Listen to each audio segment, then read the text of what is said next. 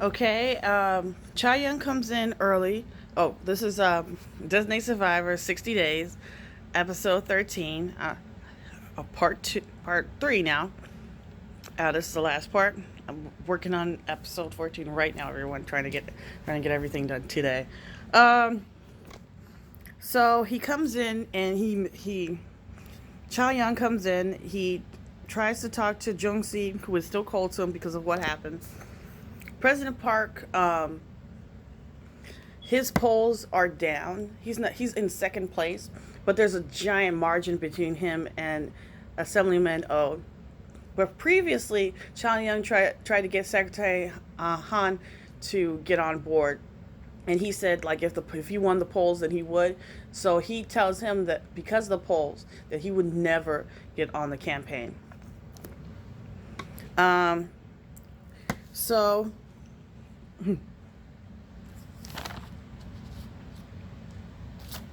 So he goes. They go in, and he talks to him about everything, and uh, he talks to him about the polls and Kim Nam, and Cha Young and Kim Nam just are arguing, and so they walk out of the room after they talked about the polls and stuff because the Discrimination Act is still ongoing, and he tells him, let's go outside. They actually play, instead of fighting, which sets up the scene, they play a game of basketball. Kim Nam uh, beats him, and basically he tells him, like, Cheyenne, even though this may hurt him in polls, this is the kind of stuff reason why they got into politics. So laws like this gets passed because they are extremely important. Like, for example, people can't discriminate me because I'm black, or people can't discriminate because I'm a woman because of the Discrimination Act. I personally have not looked up and seen if Korea actually does or does not have one, but because of all the stories, I'm pretty sure they don't actually. It's very easy to discriminate against foreigners apparently, so they don't have that, which is sad because that just doesn't just help foreigners or women. It helps anybody because for a long time they had that appearance thing where they gave you a damn photo shoot to apply for a job, which is stupid because it has nothing your looks have nothing to do with how you do your job. And that's why discrimination is extremely important, because it stops people from doing stuff like that. Your attractiveness doesn't make you a good lawyer, it just makes you attractive, which a lot of times, especially in America, doesn't help you at all. It makes it worse. But that's my side note. So the general meets with the assemblyman and tells him, the VIP, that the documents prove he has documents to prove he did it, and that he was too cocky when he talked to him. Unbeknownst to the general, when he came in to talk to Gar Kang, he took his phone, so he put a recording device in his phone, so all this stuff is being recorded.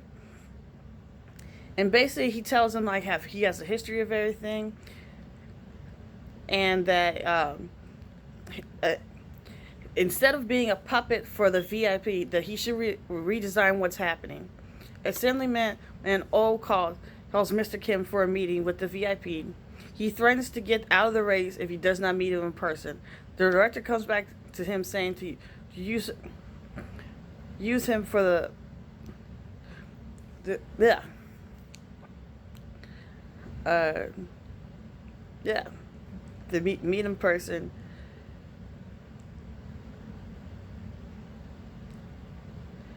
Basically, the Discrimination Act. Uh, there's another scene that says about how the discrimination gives them hope for the future of Korea. Uh,